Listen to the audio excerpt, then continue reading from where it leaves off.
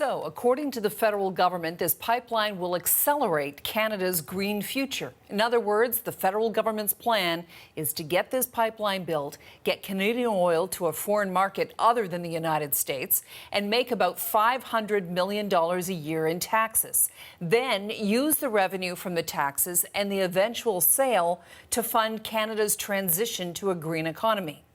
On top of that, the government says it has been approached by Indigenous groups about potentially buying a stake in the pipeline, perhaps as much as 100%. Let's bring it to our panel. Joining me from Vancouver tonight is Charles Adler. He's the host of Charles Adler Tonight. In Toronto, Pam Palmater. She's a Ryerson Chair in Indigenous Governance. And in Calgary is Rob Breakenridge. He is the News Talk 770 host. All right, look, no one is surprised. This is the decision. The questions around this: is it the right decision? Did the federal government properly consult with Indigenous groups? And ultimately, will this plan work out the way the government says it will? Pam, what do you think? No, and no. No is supposed to mean no when you're talking about constitutional rights for Indigenous peoples, and the issue isn't just consultation. The problem is that everybody misunderstands what the law is. It's consultation, accommodation, and consent when it's a grave issue like this, when you're talking about Aboriginal title lands, and there is no consent for this pipeline. Do you mean unanimous consent, Pam? Does it have to be unanimous? Well, for any of the First Nations lands who are impacted, every single one who are impacted would have to consent. And they don't. I mean, clearly we saw the press releases not even an hour ago where the Tsleil-Waututh and Squamish and people all said no, and they've been saying no all along, and they're not the only ones. Okay. We'll come back to that in just a moment. Charles, what do you think? Well, look, I'm never going to pretend that I am up on my Indigenous files as much as Pam Palmater, so I'm not going to do that. But I will say this. Many Indigenous groups are very much for it, and many feel that they have not gotten enough provincial attention, national attention, that they haven't been as noted as some others. There's no way that anybody, including Pam Palmater, could say tonight that Indigenous groups are all one. They are several hundred nations. Many of them feel that they will get economic benefits. Many of them are very much for this, and many of them feel that they've been treated unfairly, not getting the exposure that they feel they deserve because they're very much for this mountain pipeline. Okay, Rob? Right, I agree with Charles. In fact, I think it's worth noting, though, the Federal Court of Appeal was pretty clear in saying that meaningful consultation does not mean necessarily consent. And so I don't know that that's where the federal government needed to get to. There certainly are many groups that are potentially poised to benefit from this project, perhaps even take an ownership stake in this project. So I think this is all very positive. It appears as though the federal government has indeed lived up to the conditions laid out by the Federal Court of Appeal. Unless the Supreme Court were to take a surprising and different view on all of this, I think it would appear as though we've cleared all of the meaningful legal hurdles. This, of course, comes on the heels as well of the courts rejecting BC's arguments about potentially regulating the flow of bitumen. I think this is a very good news day for this project. I think it is well past time to move forward on this, and let's hope that that's the next step. I want to talk about this consultation a little bit more because the Prime Minister and others were asked about that quite a bit today. And his response was, look, they doubled the consultation team sizes. He says we met with 65 Indigenous groups on this, not only just listening, but also acting on the recommendations regarding salmon habitat, protecting killer whales, better equipped to co-develop a role for Indigenous in marine response, and also in some of the marine response issues that they've taken on. Doesn't that mean that the consultation was meaningful, Pam? If a guy came to you and said, look, I'm going to have sex with you, but I'm going to consult with you. I might take into account some of your concerns, but ultimately, I'm going to have sex with you whether you like it or not. That wouldn't be consent, and that would be against the law. It's the same standard in a medical scenario. It's the same standard in school, and it is supposed to be the same standard for Indigenous peoples when you're talking about constitutionally protected rights. And the United Nations Declaration on the Rights of Indigenous Peoples says the exact same thing.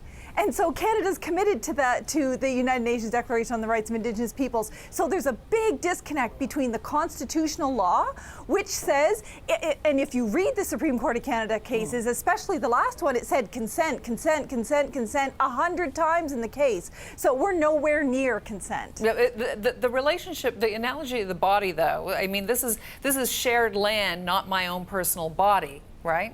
Well, for Indigenous peoples, that is their body. And for anyone in the Indigenous community near extractive industries, that's exactly what the National Inquiry into Murdered and Missing Indigenous Women were talking about. The rates of sexualized violence by the man camps and the construction workers that are building these pipelines or taking out mines or engaging in deforestation, first and foremost, impact Indigenous women and girls. So the land is the body for Indigenous peoples. All right, Charles? I honestly don't know where to go with that. I mean, you know, I guess maybe I'm traditional. You know, we built railways, we're building a pipeline, we've got an economy. Justin Trudeau says very correctly that this isn't about just Alberta or just about this or just about that. It's also about $500 million for the National Treasury. That's for all of us. And that money is going to help the greening of Canada. So I don't know how to respond to the business of comparing building land or building a pipeline with Indigenous people getting all sorts of economic benefits to what Pam was talking about. Okay, Rob, what do you think? What do you think about yeah, go ahead. Well, look, I would urge Canadians to go back and read that Federal Court of Appeal ruling. Again, I mean, if the Supreme Court takes a different view, then I guess that's what happens here. But in the meantime, the reality is this federal government had to meet the conditions laid out by the Federal Court of Appeal ruling. And it's very clear where the Federal Court of Appeal comes down on this question of consent. Look, at the threshold now for building any kind of national project is at 100% consent by everybody even potentially affected. Then nothing's ever going to get built. Pipelines, power lines, nothing will ever get built in this country. It's certainly not the standard for this project, and it shouldn't be the standard for any national project. Meaningful consultation is what is expected here, and the federal government hadn't done that before. I think that's to their shame. They've now gone back and rectified that. It would appear as though they did indeed engage in meaningful consultation, and so that is the standard that the federal government must clear, and it appears as though they've done so. It's consultation, accommodation, and consent. That is the law in this country. It's not just consultation. It's not just meaningful. Means veto. Okay, well, the Federal Court of Appeal sees things differently. So I guess we're now in a situation where we can take what they've said and we can take what you've said. And it's a lower court. The Supreme Court of Canada judgments are far superior to Federal Court of Appeal. Then I guess they'll strike it down, I suppose, then. All right. Well, let's we'll put this aside for now and talk about the plan, what they plan to do with the money that they expect to make. Charles, you're quite right. $500 million a year they're expecting from the fiscal tax revenue alone. Then there will be the revenue from selling it to whatever group. I get the feeling they're hoping an Indigenous group will buy the pipeline.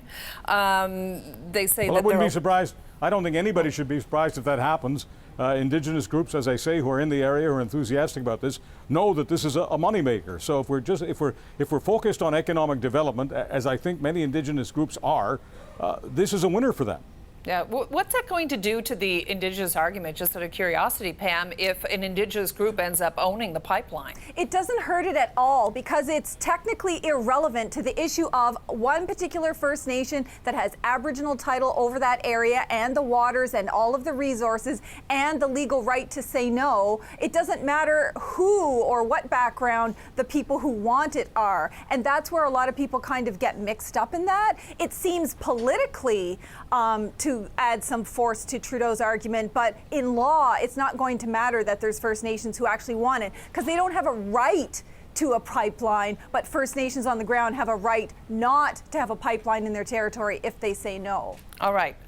Okay, let's go back to the $500 million per year. The government says, look, we're going to invest in feeding families now. That's the way I believe the Prime Minister put it. And we're going to take this money, this $500 million a year plus, and whatever the revenue is that they will sell, for whatever they get for selling the pipeline to some private entity, and they're going to put that revenue into making the transition to a clean and green economy. Rob, what do you think? Well, I think in terms of optics, I would actually say maybe it is a bit of a clever strategy here to show, and I think this is overall what the Liberals are trying to do, is portray themselves as the party of balance. The Conservatives are too far one way, the NDP and Greens are too far the other. So how they packaged it today, I thought at least was somewhat politically clever. Look, think the reality is, and I mean the government seems to recognize it at some level, that as much as we are concerned about climate change and regulating emissions, we're not going to get off fossil fuels anytime soon. So it's a question of how do we balance then responsible development of this resource and also trying to lay the groundwork for alternatives. And I think in that sense, you could argue that there is a bit of a balance here. Pipelines are about responsible development, not about ignoring the issue of climate change. Pricing carbon is, I think, how you address demand. As long as there's demand, there's going to be a need for supply. Blocking pipelines isn't how you fight climate change. It's about putting a price on carbon, affecting demand, and steering it in a different direction. Yeah. Andrew Scheer, the Conservative leader, very skeptical of what the Prime Minister is doing in this regard. He appears not to believe that the Prime Minister intends to build this pipeline at all. Take a listen. Unfortunately, the Trudeau Liberals have done everything possible to get in the way of progress. Despite Liberal after Liberal approval, not a single inch of new pipeline has been laid on this project, and not a single ounce of dirt has been moved. And these delays have cost Canadians billions in economic activity. Today's cabinet decision gets us really no closer to having this vital job-creating project than we were when it was first approved 2.5 years ago. We all know what Justin Trudeau's real thoughts about Canada's oil and gas sector and Canada's oil and gas workers really are. All right, the impression you have from that clip, Charles, let me ask you, what do you think? Is he right? Well, I think Scheer is politics that's working very effectively for him. He's very effective at marshalling the argument because it's been true, and Justin Trudeau has to prove him wrong. That's why shovels in the ground, I hate that expression because we've heard it a gazillion times, but you know, whatever you want to call it, shovels, dozers, real construction has to begin. It has to begin before the writ is dropped, and if it doesn't, Scheer turns out to be right. Remember, this campaign is all about portraying your opponent as someone else. So Scheer's attempt here is going to be to portray Justin Trudeau as Elizabeth May, as having her agenda, and Justin Trudeau will be trying to portray Andrew Scheer as Doug Ford, Donald Trump, Stephen Harper, whatever. But a lot of this is about politics. Well, at the moment those shovels go in the ground, the lawsuits start. Speaking of Elizabeth May, here's what she had to say just moments ago. I think what made me so angry was the cynicism of the bait and switch that every dollar that we make on this pipeline will go to green energy projects. Where are the dollars coming from to build the pipeline that we object to so strenuously in British Columbia? They come from our own public resources. This is public money, $10 to $13 billion additional on top of the $4.5 billion they already squandered. They will build a pipeline to blow through our Paris targets, use our own money to do it, and then try to trick us by saying every dollar made on this project, as if there's ever going to be a profit, that's another question, is going to go to clean energy projects. Pam, what do you think? Well, I mean, I totally agree. Andrew Scheer's not even factual to say, you know, not an inch of dirt has been moved. It's been going all along. First Nations have been videotaping people out in BC, companies continuing the work. They've seen lots of we just showed clips of, you know, all of the equipment moving in. So it's not like any of this has stopped. It's just moved in a different direction. I mean, Trudeau passed this twice to say that he's not for it. I mean, both cabinets passed this. And I think her bait and switch point is extremely relevant here. And when you think about it, you know, that doesn't give anyone any comfort. You're going to use the proceeds of environmental destruction to talk about maybe some possible future environmental, remediation? I mean, why don't you just prevent it to begin with? It's so illogical. It doesn't make any sense. And Andrew Scheer's not even being factual, so I don't think he's winning on any of his arguments. All right, well, we're going to have to leave it there tonight. Pam Palmater, Charles Adler, Rob Breakenridge, thank you all for joining us this evening. Thank you. Thanks, Carole. Still to come.